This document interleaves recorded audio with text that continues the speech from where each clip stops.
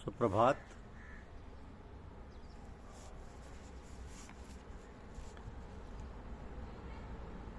सांसारिक तापों से तपा है जीवन, यह हमारी आज की आध्यात्मिक चर्चा का विषय।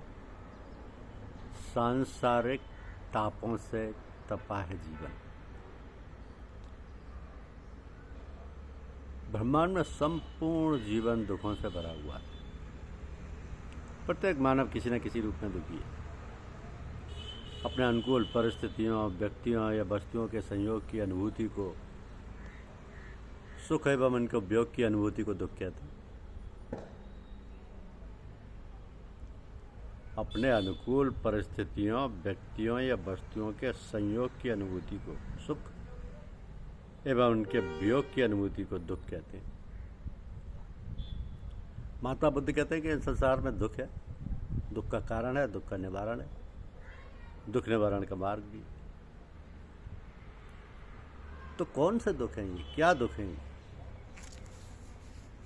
इनके कारण और निवारण ढूंढने से पहले इन दुखों को, इन तापों को समझा तो जाए कि हैं क्या। कहा जाता है कि संसार में 3 तरीके के ताप। सर्वप्रथम है आध्यात्मिक ताप। आध्यात्मिक ताप यानी जो दुख शरीर, इंद्रिय या मन के कारण उत्पन्न होते हैं, वे सभी आध्यात्मिक ताप कहलाते हैं। जो दुख शरीर, इंद्रिय या मन के कारण होते हैं, तो शारीरिक या मानसिक सभी व्याधियां इसी के अंतर्गत आती हैं। जितने भी तरीके के मनोविकार हैं इसी के अंतर्गत आते हैं। जो लोग इन मनोविकारों से पीड़ित हैं वो प्रतिदिन बढ़ते ही जा रहे हैं। डॉक्टरों की भीड़ लगी रहती है, घंटों लाइन में लगे रहते हैं। विशेषज्ञ डॉक्टरों की फीस बढ़ती जाती है। मध्यम आय वर्ग के लोग उनके पास पहुंचने की हिम्मत नहीं जुटा पाते कि विभिन्न शारीरिक या मानसिक रोगों से बहुत कष्ट होता है और अधिकांश रोग असंयम के कारण ही होते हैं। क्योंकि मनुष्य कष्ट निवारण या सुख प्राप्ति हेतु रात दिन नापाधापी की जिंदगी जी रहा है। अनर्थ पूर्वक धन संग्रह व वस्तु संग्रह में लगा हुआ है। सब साधन सुविधाएं होते हुए भी बहुत दुखी है। जिनकी शादी नहीं हुई वो दूसरों को देखकर शादी के लिए दुखी है।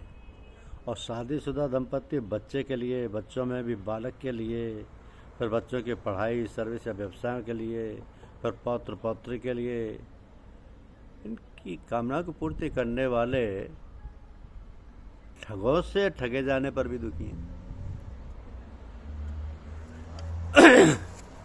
ये सभी आध्यात्मिक ताप हैं जो कि आपके शरीर और मानसिक कारणों से संबंधित है। इनको शारीरिक और मानसिक दुख कहा जाता है। और ये शारीरिक, मानसिक, आर्थिक, सामाजिक, पारिवारिक दुख मनुष्य द्वारा स्वयं बलात् आमंत्रित हैं। स्वयं अपनी परिस्थितियों को उलझाए रखने में, उलझते रहने में, उन पर नियंत्रण न होने में ये दुख और बढ़ते जाते हैं। दूसरे हैं आदि भौतिक ताप। आदि भौतिक ताप के मायने हैं अचानक चोट लगना, दुर्घटना होना, कीड़े मकोड़े आदि का काटना, विभिन्न जलचर, थलचर या किन्हीं नवचर प्राणियों से मिलने वाला कष्ट, ये कष्ट आदि भौतिक ताप। आज के समय में मनुष्य ही ईर्ष्या, द्वेष या स्वार्थवश दूसरे मनुष्यों का शोषण, आतंक, भ्रष्टाचार, अत्याचार करके अनेक रूपों में सताकर दुख दे रहा है और स्वयं भी अपने बनाए जाल में फंसकर तड़पता नजर आ रहा है। अर्थात स्वयं भी दुखी रहना व दूसरों को दुखित करना, यह जीवन शैली समाज में चारों ओर देखने को मिल रही है। सज्जन व्यक्ति अल्पसंख्यक हो रहे हैं। परिणाम सामने, प्रियजनों का या वस्तुओं का स्थान का क्षय भी आदि भौतिक ताप के अंतर्गत है। तो आज के समय में संपूर्ण संसार में, देश में, प्रदेश में, समाज में आतंक भी अमरबेल की तरह फैल रहा है। ये सब मानव जन्य ताप है। कुछ इनमें अकस्मात भी हो जाते हैं, अचानक चोट लग जाए, दुर्घटना हो जाए, कोई कीड़ा मकोड़ा काट जाए, कोई थलचर जलचर या नवचर अचानक हानि पहुंचा दे, तो ये भी आदि भौतिकता आपकी श्रेणी में आएगी। तीसरे हैं आदि दैविकता, यानी मनुष्य अपने जीवन में धनबल, जनबल और राजबल से मदान्ध होकर अविवेक से अनेक प्रकार के दोष व शुभ कर्म करते हैं। वह स्वार्थवश अपनी अभिलाषाओं व वासनाओं की पूर्ति हेतु अनीति पूर्वक अनुचित कर्म करते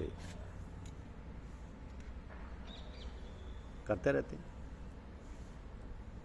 ऐसे व्यक्तियों को अंत समय में अत्यंत कष्ट एवं दुख झेलने पड़ते हैं, तो जिनको दूसरे शब्दों में यम यातनाएं कहा जाता है। इन यातनाओं को आदि दैविक ताप ऋषियों ने बताया है। ना प्राणी उड़ सकता है, ना बैठ सकता है, न रो सकता है, न लेट सकता है, बराबर यातना पर यातना मिलती है। यातना प्रचंड भीषण और दारुण है। तो अतिवृष्टि, अनावृष्टि, प्रबल वृष्टि, बाढ़, भूकंप इत्यादि से क्षति के कारण जो दुख होते हैं, वह सभी दुख आदि दैविक ताप के अंतर्गत ही आते हैं। गोस्वामी तुलसीदास जी ने महाभारत में स्पष्ट कहा है कि दैहिक दैविक भौतिक तापा राम राज्य का हूँ नहीं व्यापा। एक होता है मनोराज्य यानी मनमत, दूसरा होता है राम राज्य यानी गुरुमत। तो जब मनुष्य मनोराज्य में रहता है तब वह अत्यंत संकीर्ण, स्वार्थी, असंयमी, लालची, क्रोधी, कपटी, ईर्ष्या देश से भरा, लंपट, विषयी व अहंकारी होता है। और जब मनुष्य भगवत कृपा से सदगुरु के सान्निध्य में आता है तब उसमें गुरु शक्ति के प्रभाव से क्रमशः रूपांतरण प्रारंभ हो जाता है। तो सतत सान्निध्य में रहने एवं उनकी बताई हुई युक्ति से अभ्यास करने पर असंभावित रूपांतरण शीघ्र होकर व्यक्ति राम राज्य में पहुंच जाता है। उसका पूर्ण परिमार्जन व परिष्कार हो जाता है और राम राज्य में सभी सुखी व संतुष्ट रहते हैं। दुख तो स्पर्श करके ही वापस लौट जाता है। गरीबी का नामो निशान नहीं रहता। संतोषम परम सुखम। धन्यवाद। यूट्यूब चैनल को लाइक और सब्सक्राइब अवश्य कीजिए। शुक्रिया।